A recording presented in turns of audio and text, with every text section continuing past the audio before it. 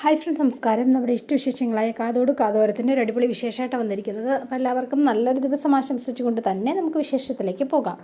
അപ്പോൾ തുടങ്ങുമ്പോൾ തന്നെ കാണുന്നത് നമ്മുടെ മല്ലിക കയറിയിരിക്കുകയാണ്. ഓ, എൻ്റെ ചേച്ചി കണ്ടപ്പോൾ എങ്ങനെ ഇരുന്ന വീടാ, ആകെ പോയി.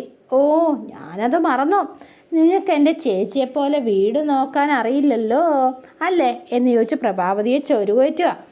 അല്ല, മല്ലിക എന്തിനാണ് വന്നത് എന്ന് ചോദിച്ചു മഹേന്ദ്രൻ. എന്ത് ചോദ്യം ഇതാ, ഞാൻ കാഞ്ചനയെ കാണാൻ വന്നതല്ലേ. അത് മാത്രമല്ല, എൻ്റെ മോടെ കൂടെ താമസിക്കാൻ വന്നതാ. കുറച്ച് നാളെ ഞാനിവിടെ ഉണ്ടാവും എന്ന് പറഞ്ഞു. ഞാൻ വന്നത് മഹേന്ദ്രനായിട്ടും ഭാര്യയ്ക്ക് ഇഷ്ടമായില്ലെന്ന് തോന്നുന്നു. അങ്ങനെ ഇവിടെ ആരും പറഞ്ഞില്ലല്ലോ. ആ, പറഞ്ഞാലും എനിക്കിപ്പോൾ പ്രശ്നമൊന്നുമില്ല. എന്തായാലും എൻ്റെ മോടെ കൂടെ കുറച്ച് നാൾ താമസിച്ചിട്ടേ പോവുള്ളൂ. ആ ഇളയമേ എന്ന് വിളിച്ചുകൊണ്ട് കാഞ്ചന കൂട്ടിക്കൊണ്ട് പോവാണ്. അപ്പോൾ പോകുമ്പോഴത്തേനും വേഗം അർജുൻ ചോദിക്കുകയാണ്, അല്ലളേമേ, കുറച്ച് നാളെന്ന് പറയുമ്പം എത്ര കാലമാണ്? ഒരു 10-25 കൊല്ലം കാണും എന്നൂടെ പറഞ്ഞിട്ട് നേരെ അകത്തേക്ക് കയറിപ്പോയി. അപ്പോൾ ഇവർ നിന്ന് പെപ്പപ്പ വയ്ക്കുകയാണ്. പിന്നെ കാണുന്നത് മീനുവിനെയാണ്. അപ്പോൾ മീനു ഡ്രസ്സൊക്കെ ഇങ്ങനെ അലക്കി വിരിച്ചുകൊണ്ടിരിക്കുകയാണ്. ഈ സമയത്താണ് അർജുൻ അങ്ങോട്ടേക്ക് വരുന്നത്. അർജുൻ വരുമ്പോൾ, മീനു, ആ നീ ഇവിടെ ഉണ്ടായിരുന്നോ? എന്താ അർജുൻ, എന്താ എന്ന് ചോദിച്ചോ.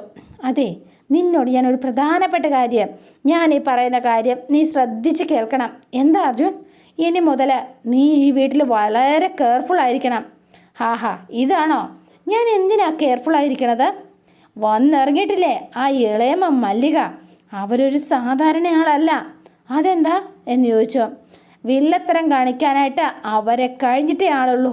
അവർക്ക് മുന്നിൽ ആരെങ്കിലും സന്തോഷത്തോടെ ഇരുന്നാൽ അവർക്കത് പിടിക്കില്ല. എന്തെങ്കിലും ഒരു പ്രശ്നം ഉണ്ടാക്കി സന്തോഷം കെടുത്തി അത് കണ്ട് സന്തോഷിക്കുന്ന പ്രകൃതമാണ് ആ മല്ലികളേമ്മയ്ക്കുള്ളത്. അതുകൊണ്ടാണ് ഞാനീ പറയണത്.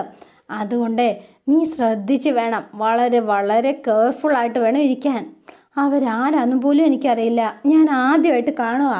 അവരെന്നെ എന്ത് ചെയ്യാൻ അർജുൻ എന്ന് ചോദിച്ചു. പാവം, ചുമ്മാ അവരെ കണ്ടാൽ അങ്ങനെ ഒരു സ്ത്രീയാണെന്നൊന്നും പറയില്ല. എന്തിനാ ഒരാളെക്കുറിച്ച് ഒരു കുറ്റം പറയണത്? അപ്പം ഞാൻ കുറ്റം പറയുന്നു, അവർ പാവം, അങ്ങനെയല്ലേ നീ പറഞ്ഞത്? അവരിപ്പോൾ വന്ന് കയറിയതല്ലേ ഉള്ളൂ, അപ്പം അതൊക്കെ നിനക്ക് മനസ്സിലായിക്കോളും കേട്ടോ. അപ്പം പിന്നെ ഒരു ചെറിയ കാര്യമാണെങ്കിൽ ഊതി അത് വീർപ്പിച്ച് അത് വലിയ പ്രശ്നമാക്കി മാറ്റും. ആരുടെ നേർക്കും വരാം. അതുകൊണ്ട് നീ ഒന്ന് കരുതിയിരുന്നോ. അതെ, അഖിലയോട് സൂക്ഷിച്ചോളാൻ പറയണം, മനസ്സിലായോ? അമ്മയോട് പറഞ്ഞ് എങ്ങനെയെങ്കിലും അവരെ ഇവിടുന്ന് പെട്ടെന്ന് തന്നെ ഓടിക്കണം. അല്ലെങ്കിൽ ഇവരിവിടെ നിൽക്കുന്നത് തന്നെ അപകടം തന്നെയാണ്. അവരൊരു പാവമല്ലേ, വേറെ ആരും ഇല്ലാത്തത് കൊണ്ടല്ലേ നമ്മുടെ കൂടെ താമസിക്കാൻ വന്നത്. അവരെ ഓടിക്കണം എന്നൊന്നും പറയരുത് അർജുൻ. അതുകൊണ്ട് ആരായിരുന്നാലും ശരി, നമ്മുടെ കൂടെ താമസിക്കാൻ തുടങ്ങിയാൽ അവരുടെ മനസ്സ് മാറും, തീർച്ചയായിട്ടും മാറും. ഞാൻ അവരോട് സ്നേഹത്തോടെ അടുത്തിടപെടും. അങ്ങനെ എന്നോടും പെരുമാറും. നിങ്ങൾ പറയുന്ന ആളാണെപ്പോലും എൻ്റെ സ്നേഹത്തിന് മുന്നിൽ വീഴും. കണ്ടോ നിങ്ങൾ? ആരും മാറിയിരിക്കും. മീനു, ദേ, പാമ്പിനോട് നല്ല വാക്ക് പറഞ്ഞിട്ട് വല്ല കാര്യമുണ്ടോ? അതേ പാമ്പിനെയല്ലേ ദൈവമായിട്ട് ആരാധിക്കുന്നത്? പറയേ, എല്ലാം നമ്മൾ മനസ്സിൽ കരുതുന്നത് പോലൊക്കെ തന്നെ ഇരിക്കും അർജുൻ. നമ്മൾ പാമ്പെന്ന് വിശ്വസിച്ചാൽ പാമ്പ്, ദൈവം എന്ന് വിശ്വസിച്ചാൽ ദൈവം. എന്നാൽ ഞാൻ പറയേണ്ടത് പറഞ്ഞോ, ഇനി നീ കണ്ടറിഞ്ഞോ എന്ന് പറഞ്ഞ് മീനുൻ്റെ ചെവിക്ക് പിടിച്ചോ. ആ പാവത്തിനെക്കുറിച്ച് ഇങ്ങനെ കുറ്റം പറയുന്നത് നിർത്ത് അർജുൻ എന്ന് പറഞ്ഞ് മീനു അകത്തേക്ക് കയറിപ്പോവാണ്. അപ്പോഴാണ് മല്ലിക അവിടെ ഇരിക്കണത്. അപ്പോൾ ആൾ ഭയങ്കര സന്തോഷത്തിൽ നേരെ ഇളയമ്മയുടെ അടുത്തേക്ക് ചെന്നു. അപ്പോൾ വേഗം ചെന്നിട്ട് അടുത്ത് നിന്നിട്ട് ഭയങ്കര കുശലം ചോദിക്കാമെന്ന് ചോദിച്ചിട്ട്, ആൻറ്റി ഭക്ഷണം കഴിച്ചായിരുന്നോ ആൻറ്റി എന്ന് ചോദിച്ചോ. ഇല്ലെങ്കിൽ വാ, ഞാൻ ഭക്ഷണം വിളമ്പിത്തരാം. എന്നെ കണ്ണാലെന്ന കഞ്ഞിക്ക് വകയില്ലാത്ത ഒരുത്തിയാണെന്ന് തോന്നുന്നുണ്ടോ നിനക്ക്? കഴിച്ചിട്ട് കുറേയായി, വിശന്നിരിക്കുകയെന്ന് തോന്നിയോന്ന്? അയ്യോ ആൻറ്റി, ഒന്നും തോന്നിയില്ല എനിക്ക്.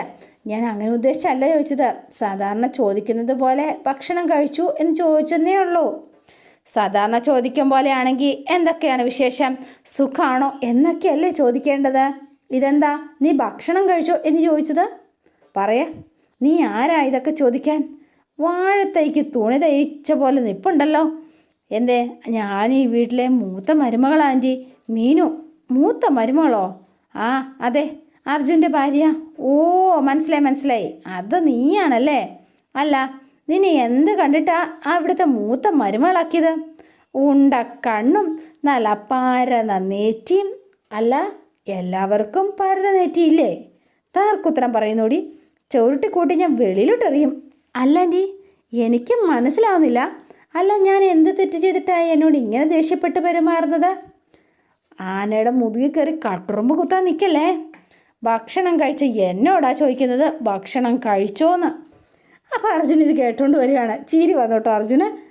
അല്ല നോക്ക്, നീ ഞാനും തമ്മിൽ ഒരു ബന്ധവുമില്ല. അതുകൊണ്ട് ഒരു കാര്യം പറഞ്ഞേക്കാം, ചുമ്മാതെ വന്ന് ഇങ്ങനത്തെ ചോദ്യങ്ങൾ ചോദിച്ചാൽ നിൻ്റെ താന്യ സ്വഭാവം നീ അറിയും. മനസ്സിലായോ നിനക്ക്? എന്നിട്ട് നേരെ മല്ലിക കയറിപ്പോയി. അപ്പോൾ ഇത് അർജുൻ കേട്ടിട്ട് വന്നിട്ട് അർജുൻ ചോദിക്കുകയാണ്, എന്താ വയറ് നിറച്ച് കിട്ടിയോ? ഞാൻ ഭക്ഷണം കഴിച്ചു എന്നേ ചോദിച്ചുള്ളൂ. അവരെന്തൊക്കെയാണ് എന്നെ പറഞ്ഞത്? ഞാൻ നേരത്തെ പറഞ്ഞപ്പോൾ താനെന്താ പറഞ്ഞത്? ആ അത് വിട്, അവർ പറഞ്ഞതൊന്നും നീ മനസ്സിൽ കയറ്റാൻ നിൽക്കണ്ട കേട്ടോ. അല്ല, ഇവരെപ്പോഴാണ് പോവാ? കാഞ്ചന ചേച്ചി ഇവിടെ ഉള്ളത്രയും കാലം അവരിവിടെ കാണും, ഉറപ്പ്. കാഞ്ചന ചേച്ചി പോകുമ്പോൾ ഇവരും പോവും. നീ അച്ഛനും വേഗം ചെന്ന് അനിലെ കാണ്. അയാൾ ഫോൺ എടുക്കുന്നില്ല, വിളിച്ചിട്ട് പോവാനാ. എന്തായാലും കാഞ്ചന ചേച്ചിയുടെ കല്യാണം നമ്മൾ നടത്തിയിരിക്കും. ശരി എന്ന് പറഞ്ഞു. അപ്പോൾ ആഗതിലാണ് കേട്ടോ. അതെ, ഒരു കാര്യം പറഞ്ഞേക്കാം, ശ്രദ്ധിക്കണം. മനസ്സിലായോ? ആരെയാ? മല്ലികാൻ്റിയെ. അത് തന്നെ. അപ്പോൾ കൊച്ചിന് മനസ്സിലായി. കിട്ടേണ്ടത് കിട്ടിയപ്പം മീനുവിന് തൃപ്തിയായല്ലേ? പോടാ എന്ന് പറഞ്ഞു മീനു. ശരി. എന്നിട്ട് മീനു ആകെതായിട്ട് ഇങ്ങനെ നിൽക്കുകയാണ്. അപ്പോൾ വളരെ സങ്കടപ്പെട്ടു കേട്ടോ. പിന്നെ കാണുന്നത് കാഞ്ചനേനെയും മല്ലികനെയാണ്. ഇളയമ്മ വന്നോടനെ കൊടുക്കേണ്ടവർക്ക് കൊടുത്തല്ലേ? കൊടുത്തു. ഒരുത്തിക്ക് ഞാൻ ആരാണെന്നുള്ള സൂചന കൊടുത്തിട്ടുണ്ട്. ഇനി ഒരുത്തിയെ കൂടെ കാണാനുണ്ട്. വരട്ടെ. അല്ല, നീ എന്തിനാ അവളെയൊക്കെ ആടാൻ വിട്ടത്? പിടിച്ച് കെട്ടണമായിരുന്നു അവളെയൊക്കെ. എന്ത് ചെയ്യാനാ, പിടിച്ച് കെട്ടിക്കൊണ്ടിരുന്നതാ. അതിനിടയിൽ അമ്മയ്ക്ക് ചെറിയൊരു മനമാറ്റുണ്ടായി. അതായ ഏറ്റവും വിഷമായത്. അമ്മയോ? നീ എന്തിനാ അവളെ അമ്മയെന്നൊക്കെ വിളിക്കുന്നത് എന്ന് ചോദിച്ചു. നിൻ്റെ ആരുമല്ല അവൾ, ഇളയമ്മേ. എനിക്ക് വേണ്ടത് ഇവിടെയുള്ള 2 ജോഡികളെയും പിരിക്കുക എന്നുള്ളതാ ചെയ്യേണ്ടത്. ഒട്ടകം നുഴഞ്ഞു കയറുന്നത് പോലെ നുഴഞ്ഞു കയറി ഇവിടെയുള്ളവരുടെ പുന്നാര മക്കളായി മാറിയിരിക്കുക 2 പേരും. ഓടിക്കണം അവരുടെ വീട്ടിലേക്ക്. ഞാനത് ചെയ്തോളാം. നീ അത് ധൈര്യമായിട്ടിരിക്കുക കാഞ്ചനെ. ഇവിടെ നടക്കുന്നതൊക്കെ ഞാൻ തല കീഴായിട്ട് മറിച്ചെടുത്തോളാം. പിന്നെ നിനക്കിവിടെ നഷ്ടപ്പെട്ടതൊക്കെ നിനക്ക് തിരികെ ലഭിച്ചിരിക്കും. നിൻ്റെ മല്ലിക ചെറിയമ്മയായി പറയണത്. അല്ല, എന്താ ചെറിയമ്മയുടെ പ്ലാൻ എന്ന് ചോദിച്ചു. ഞാൻ മുൻകൂട്ടി ഒന്നും പ്ലാൻ ചെയ്യാറില്ല. പോകുന്ന വഴിയെ പോകും, അത്രയേ ഉള്ളൂ. കിട്ടുന്ന അവസരങ്ങൾ പ്രയോജനപ്പെടുത്തും. അതാണ് എൻ്റെ ഒരു ശീലം. എന്തായാലും അത് കൊള്ളാം. എനിക്ക് കഴിഞ്ഞിട്ടില്ല. ചെറിയമ്മയ്ക്ക് അതിന് കഴിയുമോ? കഴിഞ്ഞിരിക്കും.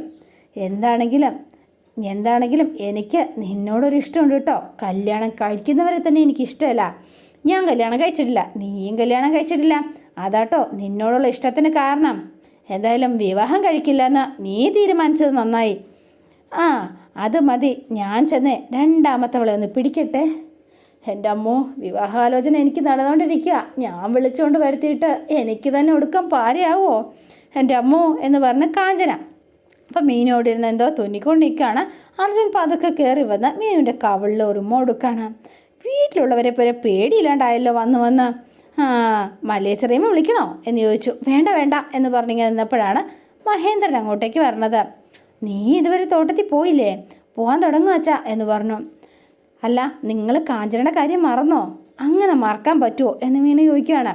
അപ്പോഴേക്കും കാഞ്ചന ഇത് കേട്ടിട്ട്, അത് വേണ്ട, നമുക്ക് അനിലിൻ്റെ വീട്ടിൽ പോയി ഒന്ന് സംസാരിക്കണ്ടേ? അത് വേണ്ട അച്ഛാ എന്ന് പറഞ്ഞുകൊണ്ടാണ് കാഞ്ചന പറഞ്ഞത്. അതെ, ഇനി ജീവേട്ടൻ അതിന് സമ്മതിക്കില്ല എന്ന് പറഞ്ഞു. അവൻ സമ്മതിക്കില്ലോ എന്ന് നീയാണോ തീരുമാനിക്കുന്നത്? നമ്മൾ തീരുമാനിക്കും, അവൻ്റെ ഇഷ്ടത്തിനല്ല. ചേച്ചി, അവൻ ഒരു ചുക്കും ചെയ്യാൻ പോണില്ല. ചേച്ചി ധൈര്യമായിട്ടിരിക്കുക. മോളെ, നമുക്ക് നയത്തിൽ സംസാരിക്കാം. അയാളെ കണ്ടിട്ട് ഇനി നിങ്ങൾ എന്ത് സംസാരിക്കാനാ എന്ന് ചോദിച്ചു. കല്യാണം മുടക്കിയതാണെന്ന് പറയാം. അങ്ങനെ പറഞ്ഞ് ഒഴിവാകലേ പറ്റുള്ളൂ. എന്നിട്ട് നയത്തിൽ എല്ലാ കാര്യങ്ങളും സംസാരിച്ച് സെറ്റാക്കാം. എന്നാൽ പിന്നെ ഇപ്പം തന്നെ ചെന്ന് കാണാം എന്ന് മീനു പറഞ്ഞു. അച്ഛാ, അത് വേണ്ട. കാഞ്ചന, നീ അകത്ത് പോ. ഒക്കെ ഞങ്ങൾ തീരുമാനിച്ചിട്ടുണ്ട്. നീ അതിനിടയിൽ കയറി വരണ്ട. മോള് ചെല്ല് എന്ന് പറഞ്ഞു. അപ്പോൾ കാഞ്ചന അകത്തേക്ക് പോയി. എന്നാൽ അച്ഛൻ അന്ന് അനിലിനെ വിളിച്ച് നോക്ക് എന്ന് പറഞ്ഞു. അപ്പോൾ അനിലിനെ ഇങ്ങോട്ട് യാത്ര പോവാണ്. അമ്മ യാത്രയാക്കാം കേട്ടോ. അപ്പോഴത്തേനും മോനെ, നീ ഒന്ന് ശ്രദ്ധിക്കണേ. എന്താ അമ്മേ, ഞാൻ കൊച്ചുകുട്ടിയാണോ? അപ്പോൾ ബാഗൊക്കെ കൊണ്ട് ഇറങ്ങാൻ തുടങ്ങുമ്പോഴാണ് മഹേന്ദ്രൻ്റെ വിളി വരുന്നത്. എൻ്റെ അങ്കിളെ വിളിച്ചത്. ആ അനിലെ, അനിലെ തിരക്കിലാണോ, വീട്ടിലാണോ? എനിക്കൊന്ന് കാണാൻ പറ്റുമോ എന്നറിയാനാ. അയ്യോ അങ്കിളെ, ഞാൻ ഒരു സ്ഥലം വരെ പോവാണ്, 2 ദിവസം കഴിഞ്ഞേ വരുള്ളൂ എന്ന് പറഞ്ഞു. എനിക്ക് അനിലിനെ ഒന്ന് നേരിട്ട് കണ്ട് സംസാരിക്കണമായിരുന്നു. ഒരു കാര്യം ചെയ്യുക, മറ്റന്നാൾ അങ്കിൾ വന്നോളൂ, അന്നേരം ഞാനിവിടെ ഉണ്ടാവും. ശരി എന്ന് പറഞ്ഞു ഫോൺ വെച്ചു. അപ്പം അർജുനോടും കാര്യം പറയുകയാണ്. മറ്റന്നാൾ നമുക്ക് പോയി കാണാം. ശരി എന്ന് പറഞ്ഞു. എന്നാൽ പിന്നെ നീ ചെല്ല എന്ന് പറഞ്ഞ് അർജുനെ പറഞ്ഞു വിട്ടു. അപ്പം അർജുൻ മനസ്സോടെ മീനുവിനെയൊക്കെ നോക്കി ഇങ്ങനെ യാത്ര പറഞ്ഞു പോവാണ്. അപ്പോൾ ഈ സമയത്ത് നമ്മുടെ പ്രഭാവതിയുടെ അടുത്തേക്ക് മല്ലിക വരുന്നത്. അപ്പം മല്ലിക പ്രഭാവതി ഇങ്ങനെ അടുക്കളയിൽ ഇങ്ങനെ ഓരോ പണിയാണ് കേട്ടോ. അപ്പോൾ വന്നിട്ട് മഹേന്ദ്രേട്ടൻ്റെ കോലം കെട്ടുപോയി. ചേച്ചി ഉണ്ടായിരുന്ന കാലത്ത് രാജകുമാരനെ പോലെ ഉണ്ടായിരുന്ന ആളാ എന്നൊക്കെ പറഞ്ഞുകൊണ്ട് നിൽക്കുകയാണ്. ചില പെണ്ണുങ്ങൾ ജീവിതത്തിൽ കയറി വന്നാലേ ഇങ്ങനെയൊക്കെയാ, എന്ത് ചെയ്യാനാ, രാജകുമാരൻ യാചകനാകും, അതാവസ്ഥ. അല്ല എല്ലാവരും എൻ്റെ ചേച്ചിയെ പോണാകണമെന്നില്ലല്ലോ. പ്രഭവതി ഇത് കേട്ടിട്ട് മിണ്ടുന്നില്ല കേട്ടോ. മുമ്പ് ഇവിടെ ചുമര് നിറയെ ചേച്ചിയുടെ ഫോട്ടോകൾ ഇവിടെ ഉണ്ടായിരുന്നു, ഇപ്പോൾ ഒന്നുപോലും കാണാനില്ല. എല്ലായിടത്തും നശിപ്പിച്ച് കളഞ്ഞോ നീ? ചേച്ചിയുടെ ഫോട്ടോ കണ്ടാൽ മഹേന്ദ്രേട്ടൻ്റെ മനസ്സ് മാറും എന്ന് പേടിച്ചിട്ടാണോ എടുത്തു കളഞ്ഞത്? ദേ, ഞാൻ ആരുടെയും ഫോട്ടോ ഒന്നും എടുത്തു കളഞ്ഞിട്ടൊന്നുമില്ല. നിന്നെ എടുത്ത് പുറത്ത് കളയണ്ടെങ്കിൽ മര്യാദയ്ക്ക് ഇവിടെ നിന്നോ. ദേ, എന്നെ വരട്ടല്ലേ നീ, എന്നെ എടുത്ത് പുറത്ത് കളയാനേ ഞാൻ എലിക്കുഞ്ഞൊന്നും അല്ല, മല്ലികയാ മല്ലിക. ഒരു മല്ലിക വന്നിരിക്കുന്നു എന്ന് പറഞ്ഞുകൊണ്ട് പ്രഭാവതി അങ്ങ് പോയി. അവക്കൊന്നും പിടിച്ചിട്ടില്ല, ആർക്കും പിടിച്ചില്ലെങ്കിലും ഞാൻ ഇവിടെ തന്നെ കാണും. അപ്പോഴാണ് അഖില അതിലേ പോണത്. ഡി, ഞാനിവിടെ നിൽക്കണത് കണ്ടില്ലേടി, നിനക്കെന്താടി, ഇങ്ങോട്ട് വാടി എന്ന് പറഞ്ഞു. മീനുൻ്റെ അടുത്ത് കളിക്കുന്ന പോലെ അഖിലയുടെ അടുത്ത് കളിച്ചാൽ വിവരം അറിയും. അപ്പോൾ അഖില നേരെ അങ്ങോട്ടേക്ക് ചെന്നു. എന്നിട്ട് അല്ല ആരാടി നീയാ എന്ന് ചോദിച്ചു. ഞാൻ ആരാണെന്ന് അവിടെ നിൽക്കട്ടെ, നിങ്ങളാരാ എന്ന് തിരിച്ച് ചോദ്യം. എന്താ നീ ചോദിച്ചത്? നിങ്ങളാരാന്നാ ചോദിച്ചത്. ഞാനാരാണെന്ന് നിനക്കറിയില്ലേ? ഞാനാരാണെന്ന് നിങ്ങൾക്കും അറിയില്ലേ? പിന്നെന്തിനാ ഇപ്പം നിങ്ങൾ ചോദിച്ചത് എന്ന് ചോദിച്ചു അഖില. വെറുതെ പോന്ന് എന്നെ വിളിച്ചത് എന്തിനാ? എന്താണെങ്കിലും ഒന്ന് പറഞ്ഞ് തൊലയ്ക്ക്. ഞാൻ ഈ വീട്ടിൽ വന്നിട്ട് ഇത്രയും സമയമായി, നീ എൻ്റെ അടുത്ത് വന്നോ, സംസാരിച്ചോ? അയ്യോ, അടുത്ത് വരാനും സംസാരിക്കാനും എനിക്ക് മനസ്സില്ല. നിങ്ങൾ എന്തോ ചെയ്യാം. ഡീ, എടീ പൊടി എന്നുള്ള വിളിയൊന്നും വേണ്ട കേട്ടോ. വന്ന ഉടനെ ഈ ക്യാരക്ടറിൻ്റെ പെർഫോമൻസ് ഞാൻ കണ്ടിരുന്നു. അതുകൊണ്ടേ നിങ്ങൾ ആരാന്ന വിചാരം? ഇവിടുത്തെ ഏറ്റവും വലിയ ഇലക്ട്രിക് പോസ്റ്റോ? എന്താടി വായ കാത് വരെ അങ്ങ് നീണ്ടു പോണ്ടല്ലോ. നിനക്കെന്നെക്കുറിച്ച് മനസ്സിലായിട്ടില്ല. മര്യാദയില്ലാതെ നീ സംസാരിക്കുന്നോ? മര്യാദയുള്ളവർക്കേ അത് കൊടുക്കേണ്ട ആവശ്യമുള്ളൂ. നിങ്ങളോടൊക്കെ ഇതിനപ്പുറം സംസാരിക്കണം. അഹങ്കാരി എന്ന് വിളിച്ചു. നിന്നെ ഞാൻ പാവം ആ ഗൗതമൻ്റെ തലത്തിൽ തന്നെ വീണല്ലോ. നിനക്കൊരല്പ അഹങ്കാരം കൂടുതലാണെന്ന് എനിക്കറിയാം. അത് നിർത്തുന്നുണ്ട് ഞാനേ അവൻ്റെ തലയിൽ വീണതല്ല, അവൻ എൻ്റെ തലയിൽ വീണതാ. എന്നെ കെട്ടിക്കൊണ്ട് വന്ന് എൻ്റെ ജീവിതം തോലിക്കും അവൻ. അവനെ കിട്ടിയതേ നിൻ്റെ ഭാഗ്യമാണെന്ന് പറ. അവന് പറ്റിയ പെണ്ണാണോടി നീ? അവൻ എത്ര സുന്ദരനാ. നീയോ കണ്ടാൽ മതിയല്ലോ, അവൻ്റെ 7 അയലത്ത് വരുമോ? ദേ, ഞാൻ ഒരു കാര്യം പറഞ്ഞാൽ ദേഷ്യം തോന്നരുത്. എന്താ? എൻ്റെ സൗന്ദര്യത്തെക്കുറിച്ച് അതുള്ളവർ സംസാരിക്കട്ടെ, മനസ്സിലായോ? നിങ്ങൾക്ക് അതിനുള്ള യോഗ്യതയില്ല എന്ന് പറഞ്ഞു. ഡി എന്ന് പറഞ്ഞ് അഖിലയുടെ നേരെ കൈ ഓങ്ങി. പിന്നെ ഒന്നും നോക്കിയില്ല. അഖില കൈ പിടിച്ച് 2 തിരി അങ്ങ് വെച്ച് കൊടുത്തു. എല്ലാവരോടും കളിക്കുന്ന പോലെ എന്നെ കൂടെ കളിക്കല്ലേ എന്ന് പറഞ്ഞ് നല്ല തിരി കൊടുത്തു കേട്ടോ. ദേ, പറഞ്ഞേക്കാം ഞാൻ. എന്നിട്ട് അഖില അങ്ങ് പോയി കേട്ടോ. ആവശ്യത്തിന് കിട്ടി. അയ്യോ, കയ്യും തിരി കിട്ടി. ചേച്ചിയെപ്പോലല്ല അനിയത്തി, സൂക്ഷിക്കണം, ഇവളാൾ മുറ്റ.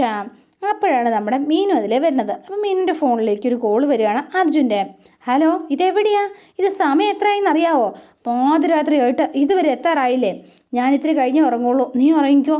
എന്താ കാര്യം എന്ന് നിന്നോട് പറയണോ? വെച്ചിട്ട് പോടി ഫോൺ എന്ന് പറഞ്ഞു. ഇതെന്താ അർജുന ഇങ്ങനെ സംസാരിക്കുന്നത്? ഇതുവരെ എന്നോട് ഇങ്ങനെ സംസാരിച്ചിട്ടില്ലല്ലോ. ഇങ്ങോട്ട് വാ, വാതിൽ ഞാൻ തുറന്ന് കൊടുക്കുന്നുണ്ട്. അർജുനോട് പറഞ്ഞിട്ട് നിന്റെ റൂമിലേക്ക് കയറി ചെല്ലുകയാണ്. അർജുൻ ഈ പായുടെ ഇടയ്ക്ക് കയറി ഒളിച്ചിരിക്കുക കേട്ടോ. അപ്പം മീനു അകത്തേക്ക് ചെന്നു. അപ്പോൾ ഈ പാ കിടന്നിങ്ങനെ അനങ്ങാണ്. ഇത് കണ്ടിട്ട് അമ്മേ എന്ന് നിലവിളിച്ചുകൊണ്ട് മീൻ ഓടുക. അയ്യോ, മീൻ ഓടല്ലേ, ആകെ നാണം കിടത്തല്ലേ, ഞാനാ എന്ന് പറഞ്ഞ അർജുൻ വേഗം ചെന്ന് വാപൊത്തി. അപ്പം മഹേന്ദ്രൻ ചോദിക്കുക, എന്താ അവിടെ ഒരു ഒച്ചയും ബഹളവും? ഒന്നുമില്ല അച്ഛാ, മീനു ഒരു പാറ്റയെ കണ്ട് പേടിച്ചതാ എന്ന് പറഞ്ഞു അർജുൻ. അപ്പോൾ അതോടെയാണ് ഇന്നത്തെ വിശേഷം അവസാനിക്കുന്നത്. ഇനി നാളത്തെ വിശേഷം ഇതിലും ഗംഭീരമാണ്. അപ്പോൾ എല്ലാവരും വെയിറ്റ് ചെയ്യുക. ഇഷ്ടപ്പെട്ടുവെങ്കിൽ ലൈക്ക് ചെയ്യുക, ഷെയർ ചെയ്യുക, തൊട്ടടുത്ത് ആ ബെൽ ബട്ടൺ കൂടെ ഒന്ന് ഞെക്കുകയാണെങ്കിൽ ഞാൻ ഇടുമ്പോൾ തന്നെ നോട്ടിഫിക്കേഷൻ ലഭിക്കുന്നതായിരിക്കും. പുതുപുത്തൻ വിശേഷമായിട്ട് എത്താം. Bye and see you again.